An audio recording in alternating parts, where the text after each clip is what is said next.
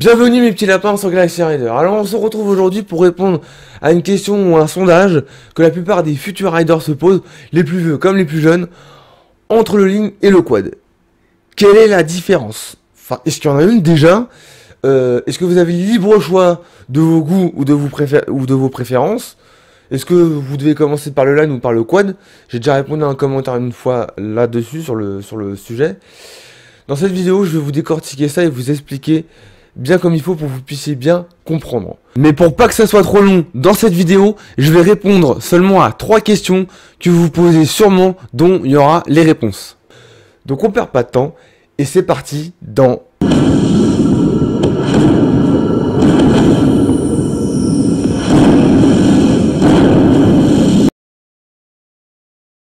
Y a-t-il une différence?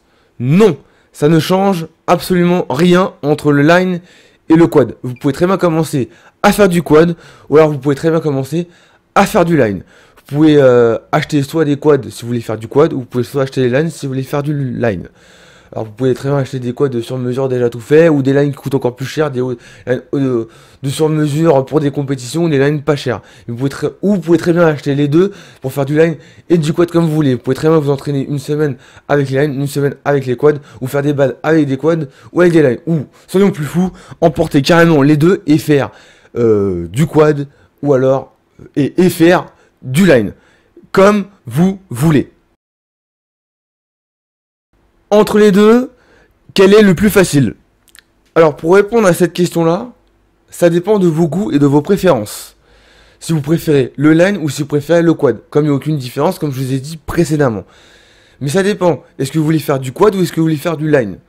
Parce qu'on se mette d'accord sur un truc, à partir des années 70, le roller en ligne a fait sa grande réapparition.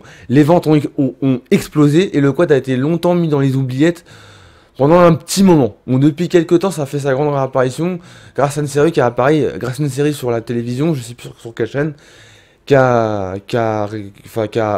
ouvert depuis quelques années, et depuis le quad fait son grand retour, on va dire. Même moi, je commence à m'y remettre petit à petit. Mais admettons, vous achetez des lines, vous mettez des lines au pied. Donc vous vous dites, tiens, je vais me mettre à faire du line. Donc je vais essayer d'apprendre, de faire des toutes petites randos, puis de plus en plus grandes petit à petit. Mais ça, je l'explique mieux dans une autre vidéo que vous retrouvez sur ma chaîne. Mais je vous mettrai le lien en description parce qu'elle est un peu loin, j'en ai mis beaucoup depuis. Donc vous mettez à faire des petites randos et puis vous commencez à devenir fort en cours, etc. Parce que vous avez compris l'astuce. Et d'un seul coup, on vous fait découvrir que les rollers en quad, ça se vend encore, c'est encore sur le marché. Et vous finissez par trouver des quads. Et vous mettez des quads au pied. Et vous vous dites, en mettant des quads au pied, le quad finalement ça me plaît aussi. Et vous mettez à faire des tonnes de rando. Soit vous dites, bon je préfère les quads, ou j'abandonne les lanes pour faire les quads. Ou alors, non les quads j'aime pas trop.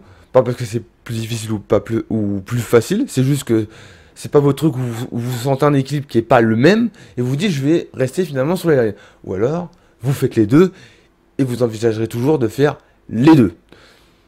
Donc comme je vous ai dit, ça dépend de vos goûts et de vos préférences. Il faut tout simplement essayer dans les magasins, entre le line, entre le quad. Vous préférez l'équilibre du line ou l'équilibre du quad, même s'il ne change rien. Ça dépend de ce que vous voulez faire vraiment, ligne ou quad. À vous de décider. Entre le ling et le quad, quelles sont mes chances de progression? Je dirais aucune. Parce que comme je vous ai dit au début de la vidéo, ça ne change rien. Je vous parle un peu de mon expérience. Le jour où j'ai fait une pause de line, on m'a fait découvrir que un magasin dont l'adresse va s'afficher tout de suite sur l'écran, Away Surf, m'ont fait des roller quad sur mesure qui était tout beau, tout propre. Et je vous avoue que pendant presque un an ou deux, je n'utilisais que ces rollers là parce que j'ai kiffé. J'ai bien aimé ça et je les ai utilisés pendant un petit moment. Jusqu'à bien sûr qu'ils se désintègrent parce que le système était pas très bien pensé. Et justement, je suis en train de m'en faire des sur-mesures. Mais pour vous dire que au moment où je faisais du quad, l'accélération, je la gérais un peu mieux, et les montées, enfin l'accélération un tout petit peu mieux, mais les montées, je les gérais de ouf. Je les gérais beaucoup mieux que ça. Alors qu'en line, c'était pas vraiment le cas. Les montées étaient beaucoup plus difficiles, mais les accélérations, à force de persévérance, d'expérience, de cours et d'essais et d'entraînement, j'ai fini par y arriver. Que le quad, ça requiert un peu plus de difficulté. Surtout sur le quad, pour vous répondre par mon avis personnel, par mon expérience, c'est bien dans le sens où on choisit ses propres baskets. Donc, on va viser le style plutôt avec le quad. On va pas viser... Alors, il y en a qui visent pas le style, ils visent plutôt avoir des quads et puis basta. Mais moi, de ce qu'il s'agit de mon expérience professionnelle, je vise surtout le style. Donc il y a déjà ça, pourquoi aussi je les avais mis longtemps au pied. Mais vos chances de progression, il n'y en a aucune. Si vous faites du line, vous pouvez très bien progresser et devenir un bon rider en line ou alors en quad. La grosse différence, c'est que si vous avez les deux par exemple, c'est bien, et ça je vous le recommande et je vous le conseille, je vous conseille fortement de le faire, si vous pouvez ou si vous avez les moyens, parce qu'il faut quand même acheter des lines et des quads, donc ça commence à faire un budget. Sauf si vous en prenez pas cher, mais si vous en prenez des gammes comme les miens, forcément, ça va être beaucoup plus cher.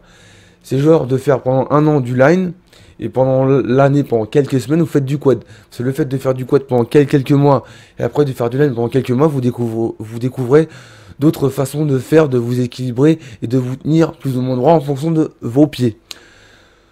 Donc vos chances de progression, pour répondre vraiment à la question véritablement, il n'y en a aucune, et ça ne change rien. Du fait que en faisant les deux, ça va vous faire une bonne expérience. Et bien voilà mes petits lapins, c'est déjà la fin de cette vidéo.